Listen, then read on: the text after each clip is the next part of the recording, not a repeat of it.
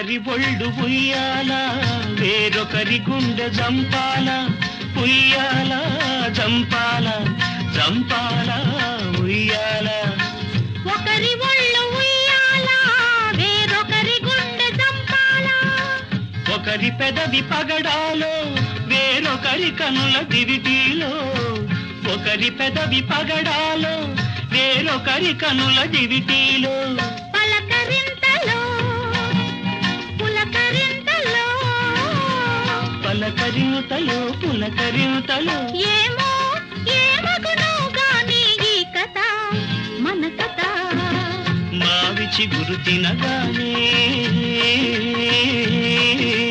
కోవిల పలికేనా కోవిల గొంతు వినగానే మావి చిగురు తొడిగేనా